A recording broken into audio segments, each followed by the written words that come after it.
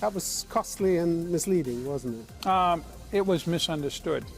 By everybody? Are you going to let me finish? You know, this interview is about to end.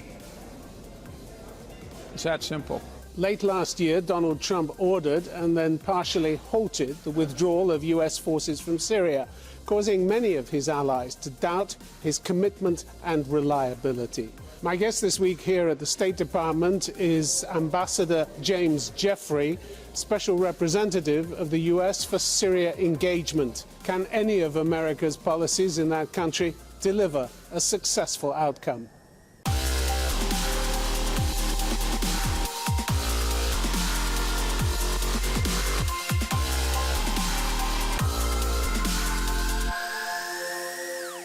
James Jeffrey, welcome to Conflict Zone. Thank you. For the sake of context, can we go back to December last year, the announcement by President Trump that he had won, basically, over ISIS in Syria and that all U.S. troops would be coming home from Syria. That was costly and misleading, wasn't it? It was misunderstood. By everybody? It was misunderstood. President Trump made it clear at the time to us and to other leaders that he wasn't losing the bubble, as we say, on the fight against ISIS, which you recognize could reconstitute itself, nor was he losing interest in northeast Syria. He said at the time, A, that the United States would maintain its air cover over the northeast, B, that U.S. Special Operations personnel, he made this point very clear publicly in Ali al-Assad Air Base in December. It cost the President his Secretary of Defense. You're going to let me finish? Or, sure. That we would continue to deploy Special Forces troops into northeast Syria to go after ISIS if they started showing signs of a threat. It did cost him the resignation of his Secretary of Defense and my predecessor in the office that deals with combating ISIS because they disagreed with the policy. And quite a lot of blowback from Congress. Senator Lindsey Graham said it was a stain on the honor of the United States, added that it was disastrous to U.S. national security. How could a clever man like that on the U.S. Armed Services Committee have got it so wrong? The issue is that the President, after listening to people, including Lindsey Graham, decided that he would keep a residual force on. So there was a rowback?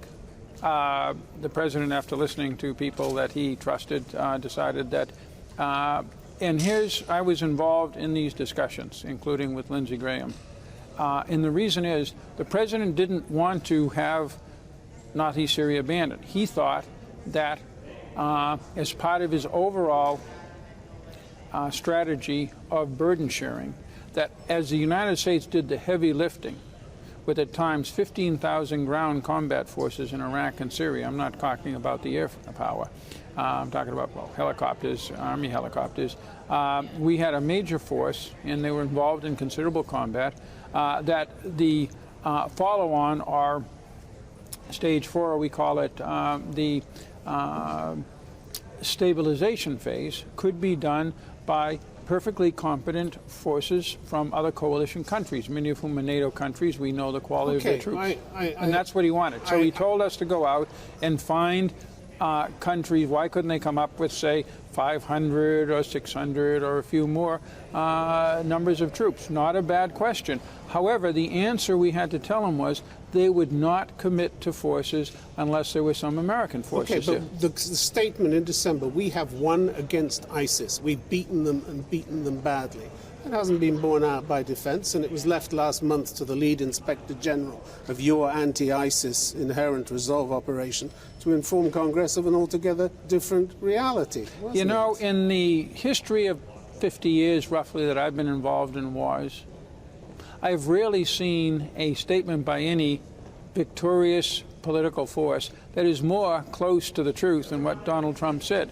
ISIS was unique in a way that focused the international's attention from 2014 until about March of this year, whereas we all forgot about al-Qaeda. Why?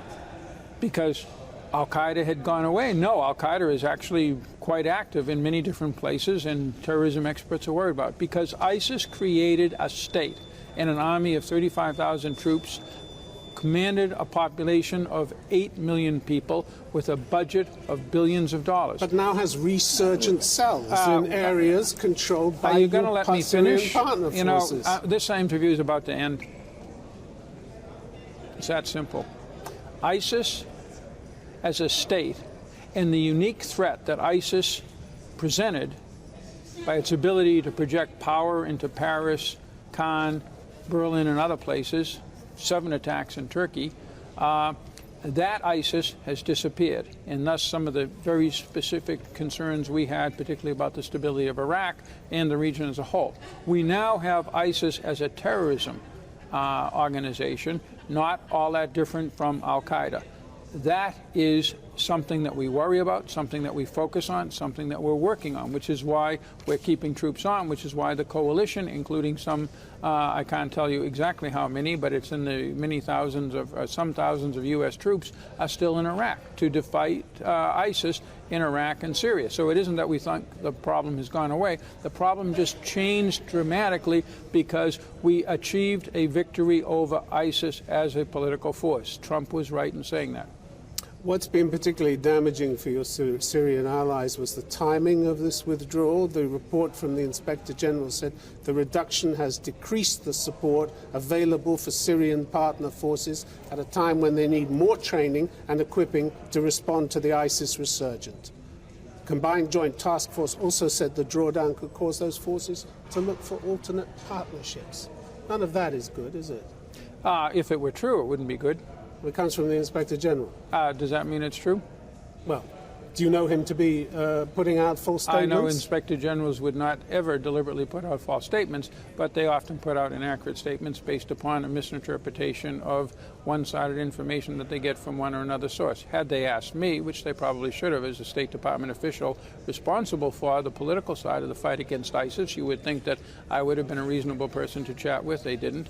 I would have told them, you know, gee, I've talked with these very same SDF forces 8 times in the last 9 or 10 months, and I haven't gotten any complaints about the level of American support, even though we have, in conjunction with President Trump's decision, conducted a very significant, deliberate drawdown of a large percent of the forces we had there back in the March period. That's the first thing. The second thing is, I do not see a surge in ISIS. I look at the actual number of attacks, incidents. So resurgent cells. Would you listen again? I did this for a living for 3 years in Iraq, every day, including in parts of the time when I was the target. And I monitored every single attack that we were getting in Iraq. And I have a good idea of what an insurgency or a terrorist operation looks like. In northeast Syria, it looks nothing like that. It's a handful of attacks a week with almost no lethal casualties. That is, very few people are dying. This is in an area of 30% of all of Syria, the heartland of ISIS in 2013, 2014, with a population of several million people, and we're getting 3, 4 attacks, 5, 6, 7, 8, 9, 10 attacks a week? No. Is that more than we got in the immediate aftermath of March? Absolutely. And in terms of needing more training, those SDF forces and our people who were training them were fighting a heavily armed conventional force that was dug in incredibly well with artillery, with heavy mortars, with minefields and everything else. That is really an extremely difficult military mission. What they're dealing with now is not easy. It's counterinsurgency in a way. It's counterterrorism. It requires a different skill set and thus some new training. But I would really deny that that is more difficult than fighting ISIS when ISIS was fielding an army. Should the top general in the Middle East, Commander-in-Chief and his senior generals, have known what was being planned? Because Commander of U.S. forces in the Middle East, General Joseph Votel, confirmed to Congress in February he was neither informed nor consulted about the president's decision. That is correct.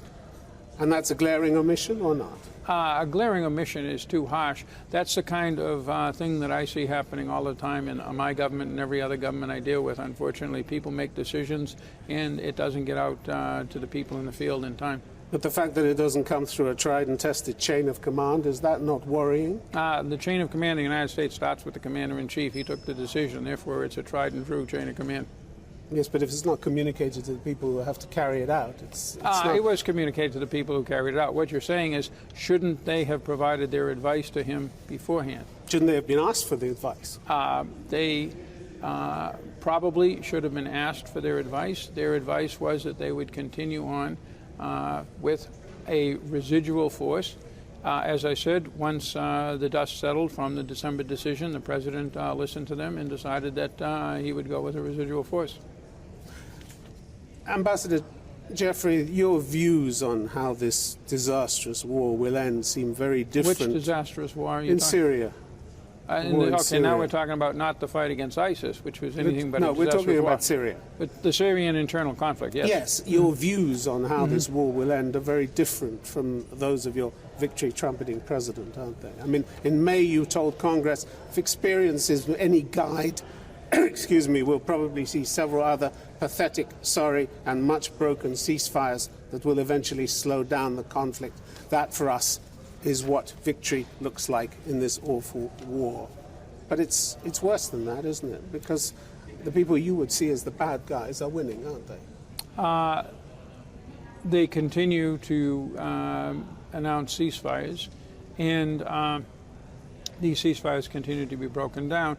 But in the last 13 months, the regime has taken almost, the bad guys, if you will, has taken almost no territory other than the area around Khan Sheikhoun in just south of Idlib. Now, we're very unhappy about that because we think it indicates that the regime is thinking again about a military victory and is being supported by the Russians. So thus, this will be a major theme at the UN General Assembly. The Russians can deliver that, can't they, that victory? No, the Russians can deliver an advancement in the Idlib area. The problem is you have Turkish forces also in Idlib to the north of there. The Russians do not have an answer to that. And you have far larger Turkish forces in what we call the Euphrates Shield area around Jarablus and Al-Bab and in the Afrin area. And, of course, we have forces and we have other partner forces in that northeast 30% of the country. I don't think the Russians have an answer. And we have a residual force in Tomsk in the south. I don't think the Russians have an answer to any of that. And the Russians tell us themselves and state publicly that there is no military, only a political solution. However, but they turned the tide of the war for Assad. They did turn the tide of war for Assad. And will continue to do so if he's under They will threat. continue, if they can get away with it, to try to, yes. Isn't the enduring lesson of this whole tragic war that you can get away with mass murder, torture, and the repeated use of chemical weapons against your people? What are the chances that President Assad will ever stand trial in a war crimes tribunal? Pretty close to zero, well, isn't it? The Secretary General just announced a board of inquiry. We're expecting new reports from the OPCW on chemical weapons use in 2017. As you know, we twice, the second time supported by the French and the British, took military action on the basis of chemical weapons. And I think the regime, we know the regime has taken that seriously. He's used them 30 times, hasn't he? Since we struck him twice, he's been very careful, with only one possible use that we're still looking into. And that's in over a year and a half. So I would say that's an improvement. The Assad regime has been denied all reconstruction funds from the international community and from essentially every single nation state. They're under very strong U.S. and EU sanctions, and they're going to continue to be put under a lot of pressure. Whether Assad ever stands trial for his war crimes, of which there are many, and he certainly deserves to, that's another question. But we don't see Assad as having won this war. We see Assad as having that it is not possible for the opposition militarily to win the war at this point. That is what the Russians and the Iranians have provided Assad. But, Ambassador, if the Taliban, who are continuing to blow up your soldiers, can almost make it for tea at Camp David, and the Saudis, who chop up their political opponents and then lie about it, can have business as usual with Washington, Assad doesn't have much to worry about, does he? I would not compare him with either Taliban. Who was the second? The Saudis. You know, I have a very simple but tried and true attitude towards who you really worry about in this world. There's basically an international order, however flawed, that we in the U.S. are associated with as leaders. Much of the rest of the world, particularly your viewers in Western Europe and Britain and elsewhere are all part of and beneficiaries of. And then there are people who are trying to overthrow that order. ISIS is one. Among the others, and we've listed them in the national security strategy, is Iran. That puts Iran in a totally different category. Syria has allied itself with Iran. We see this in the introduction of Iranian long-range weapon systems of the sort that struck the Saudi petroleum installations over the weekend into Syria, threatening Israel and thus provoking Israeli military responses, which has further complicated the environment in Syria. That is, you have several wars happening simultaneously. But the core of all of these wars is Iranian expansionism and Assad's facilitation of that. How destabilizing do you think those attacks on Saudi oil installations were for the region? Well, I'm not responsible for the region. I'm responsible for Syria and the fight against ISIS. I understand, which is why I said destabilizing for the region. This is a serious step in the wrong direction. Are we drifting towards war? This was the view of Richard Haas, former senior State Department official. This is a step in the wrong direction for stabilization in the Middle East. Again, if I were responsible for Iran policy or Middle Eastern policy, and I'm not responsible for either, I would be more clear-cut, but I'll leave it at that. You talked about the world order and people who are trying to overthrow it. Part of that world order should include justice, shouldn't it? And if people like Assad, who you say, we're not committed to any personality, we're not trying to get rid of Assad. Why are you not trying to get rid of Assad? I believe, personally, as someone who's spent much of my life, that a world order to be truly effective and to be truly accepted around the world should include justice. But I recognize that that is not shared by everybody, including much of the American public, because once you accept that that is part of it, that's right to intervene or need to intervene. This was very popular in the 1990s. I was involved in the concept when I worked on Bosnia. The problem with that is that it gets you involved in every internal conflict, because typically in every internal conflict there are major and serious abuses of justice. Whether that is necessary for a world order or not, I would just say that's to be debated. Does the administration have an enduring interest in international justice? It says it supports the international, impartial and independent mechanism for Syria. It does. But why did it hold up money for it last year? It was widely criticized for doing that. Whether you fund something or not, and whether you support something politically, are two different things. Funding requires prioritization. Stephen Rapp, former State Department ambassador at large for war crimes, said the actual amount of the funding is only a fraction of the organization's budget, but the symbolism of America reneging on its pledge to help was devastating. The United States, including this administration, for Syria alone, has provided $10 billion in humanitarian assistance, and that is far more than any other country has done. Again, one very important part of America's view in this administration, and at least in theory in prior administrations, and one I really adhere to, is the idea of burden sharing.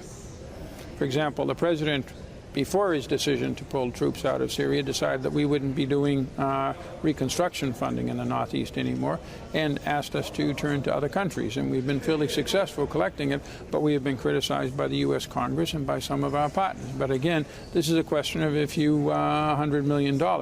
Look at how much money we've put into humanitarian assistance. President Trump believes that as part of a global coalition against ISIS, global coalition in NATO and several other coalitions with many of the same members, whose total GDP is roughly double that of the United States, that we should not be paying the burden that we're paying. And that is simply a view of his. It was a view expressed, for example, in the NATO 2% by the Obama administration before him, and it's a view that is held by the American people. The American people do not like the deal in which we have to pay a disproportionately high percent of the costs, as well as bear most of the military risk and losses in these international conflicts. That's simply the way it is. Can I just go back to the issue of justice for a moment? Is there a similar willingness to look at allegations of war crimes committed by the coalition in Syria? Amnesty International reported there was prima facie evidence that several coalition attacks that killed and injured civilians may have flouted international humanitarian law. First, would those be investigated as well? First of all, I'm not a lawyer, but international humanitarian law is not law. It is a political theory. If it's international, what is international law is the Geneva Conventions. That's where you define war crimes. We look very carefully at every coalition strike. We have seen no example of war crimes. Absolutely none. Absolutely none. But you would take part in any investigation to prove that? Define investigation. Define investigation by the mechanism for Syria, the international independent mechanism for Syria. The UN has looked at this. The IIM has looked at all of these attacks. They've raised questions. We've provided answers. Your policy, which you've articulated towards Syria, has three strands, doesn't it? Ensure the enduring defeat of ISIS, which you've said has turned into a terrorist organization. So that is going to keep you busy for a very long time. The second priority, to ensure a political process that will produce a different kind of government that will encourage people to come back and be a decent player in the international arena. There's very little chance of that happening. With Assad remaining in power, he's never going to be a decent player, is he?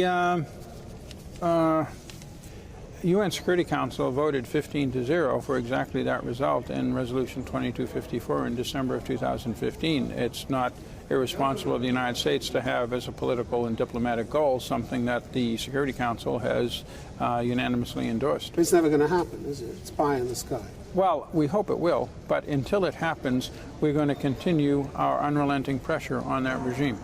20 months of bickering over a 150-member committee to write the country a new constitution, and the prospect of years of haggling, walkouts, fights stretching into the distant future. Is that it? You just described the average diplomatic process that I get involved in. 100 times worse when you're doing it after a war of this nature? I would say that every time you get people together, say in Geneva, which is the plan, to start talking about a solution to a military conflict as opposed to allowing this fighting to continue, yeah, that's a step in the right direction. Again, we have seen only once in Idlib, and it was a limited offensive. It's an offensive we're very unhappy about. We're working on a UN Security Council resolution condemning it right now. But that's been the only case in the last 13 months of fighting breaking out. So I would say that we've had more success from 2018 to the present than we did from, say, 2015 to 2017, for example. And free and fair elections? That's also in the resolution. Where do you have that in the Arab world, apart from Tunisia, which is just beginning to have them? Well, where in the Arab world has free and fair elections? That fair?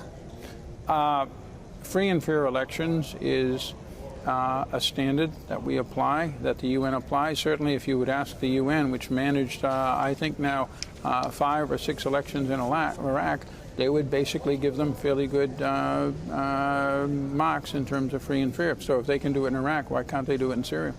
Your third priority, Iran, the removal of all Iranian-commanded forces from the entirety of Syria. That, again, is not going to happen. They're built in. They're integrated with the Syrian government's forces.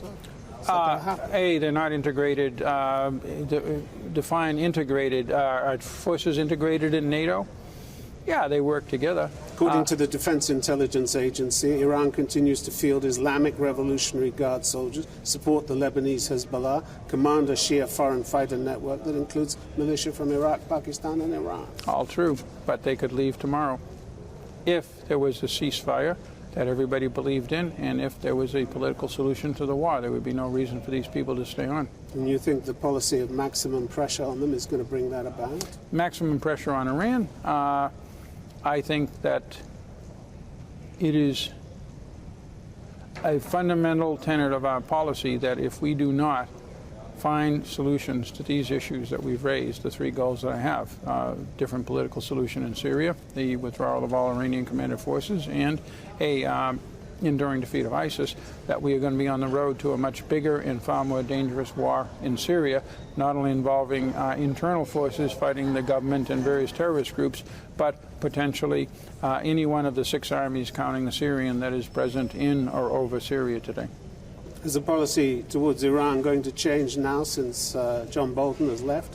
I don't do Iran. I certainly know that I don't know of anybody in the U.S. government at any level that does not think that Iran's encroachment on the region, its hegemonic tendencies, its use of asymmetrical warfare throughout the region, as we just saw this weekend, is not at the very top of the threats to regional security, and we act accordingly.